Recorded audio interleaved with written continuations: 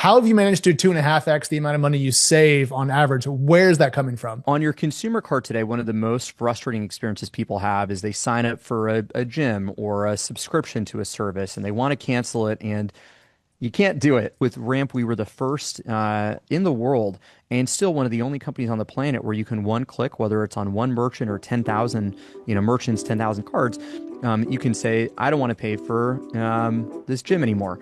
And every other merchant in the world can charge your card except for that one. I assume that many people like our company, the executives have an American Express Platinum or Centurion. They got a United Business, and then they got a Ramp card. So when I am out and about in the world doing stuff, I'm like, my rank and file employees, go ahead and use the Ramp because you're not spending a lot. But when we have big spending, I'm like, get me those United points, get me my Platinum, get me my Centurion Lounge because we'll use those. So I guess first question. Where do you stand in terms of like benefits and competing against the American, wonderful, the Platinum card is absurd. Not that I'm optimizing for these things, but man, the United flight points is a really incredible program. So how do you think about Amex points, this incredible United? And then we were doing Bonvoy for a while and I didn't pay for a hotel for a couple of years there.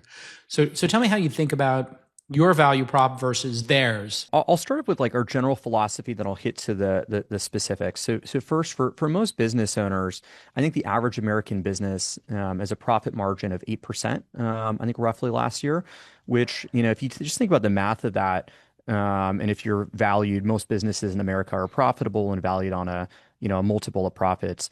A dollar saved is not equivalent to a dollar earned. A dollar cut of cost is mathematically equivalent to $12 earned if you were trying to get more profit dollars. And so we think that actually reducing cost and helping people spend less, Ramp helps businesses spend more than 5% less every year, is just much more powerful than the points and rewards. And so we focused on how can we take what at launch when Alex first covered us, we were help companies cut their expenses by 2% per year. Yeah. Now it's upwards of 5%, and I think that's too low. I think it should be closer to 10%.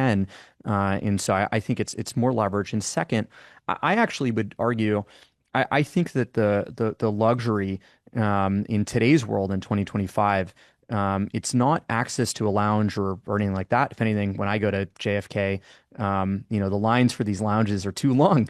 They have screwed them up. This is like become a literal thing that the velvet ropes, they're not building enough velvet ropes behind the velvet ropes in my experience. I agree. So that makes sense. I always felt, Alex, that like this was a bit of a grift because I remember when I had my last job working for somebody, which was Sony in 92, 93, everybody was trying to figure out not how to get the cheapest flight and hotel, but trying to figure out how to get the most points so they could take their summer vacation. The company just kind of turned a blind eye to it because it's like, yeah, whatever, we're making billions of dollars. So, but I think that's probably correct. And then you have new entrants like Robinhood. I have that. I was an early investor in Robinhood. They sent me one of the first gold cards and they pay you back money like 3%. So I do think there's this trend towards that. I was going to tell you a Ramp lounge that when you go to the Ramp lounge, you buzz in with your Ramp card and it's like, yeah, here's a bottle of water. Get the fuck out. It's like that's not why we're here. We're not here to give you two benefits. lawn chairs in a large open room. Like, there is Yeah. something to be done here with the Ramp card sending No, up. it'd be an anti-lounge. I mean, if Ramp's all about That's what saving I'm you saying. money, here's where we're cutting. Eric, can we go back to the 2% and 5% thing though? Because I recall when Ramp was young, you were helping people find double spend, things they were paying for twice, and excising that. How have you managed to 2.5x the amount of money you save on average? Where's that coming from? Yeah. So a couple things. So first, we'll kind of build it from the basics to the really advanced stuff. On your consumer card today, one of the most frustrating experiences people have is they sign up for a gym or a subscription to a service and they want to cancel it and you can't do it. You call them, they won't pick up the phone. You wish you could go to the card. You can't turn it off. With Ramp, we were the first in the world and still one of the only companies on the planet where you can one click, whether it's on one merchant or 10,000, merchants, 10,000 cards, you can say, I don't want to pay for this gym anymore.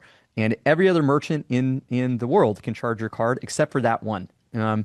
that should exist on other cards, but somehow it doesn't. And when you're running a company, things like this happen all the time. You have engineers paying for software, you're trying things out, and they just add up. And this gives you kind of a kill switch at the central level to kind of turn off spend that is not.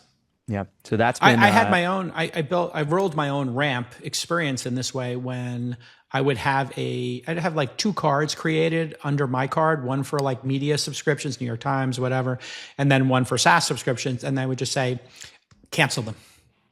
I would literally cancel them in September because I know all these things are coming. And trust me, if you're lost on an island, like literally Wilson, what was the Tom Hanks movie? Castaway. Yes, Castaway with the handprint like, on Wilson! You're literally with that soccer ball and Salesforce and HubSpot, they'll come rescue you to get your payment for the next year. They will find you. There's no way for them not to find you because they want that renewal so bad. And so I would just turn these cards off and everything would be ding, ding, ding, ding, ding. We'd be phone calls. They call everybody. They get on LinkedIn. They would DM everybody, email everybody to find out what's going on. How do we get this thing renewed? And man, that really works well. That's my favorite use case for what you do, Eric, is to just ramp the cards down to $1 a month and just watch people lose their mind because of these dark patterns. I wanted to share 2 things.